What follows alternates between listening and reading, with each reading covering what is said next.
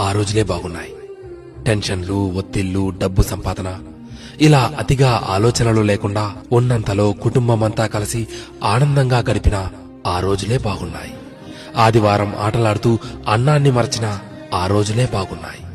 Mineral water గోల లేకుండా కుళాయి దగ్గర, బోరింగుల దగ్గర, బావుల దగ్గర నీళ్లు తాగిన ఆ రోజులే బాగున్నాయి. ఎండాకాలం చలివేంద్రాల్లోని చల్లని నీళ్ల కోసం ఎర్రని ఎండని సైతం లెక్క చేయని ఆ రోజులే బాగున్నాయి.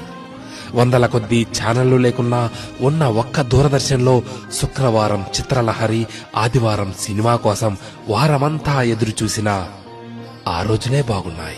సెలవుల్లో అమ్మమ్మ, నానమ్మల ఊళ్లకు వెళ్లి ఇంటికి రావాలనే ఆలోచనే లేని ఆ రోజులే బాగున్నాయి. ఏసీ కార్లు లేకున్నా ఎర్ర బస్సుల్లో కిటికీ పక్క సీట్లో నుండి ప్రకృతిని ఆస్వాదించిన ఆ రోజులే బాగున్నాయి.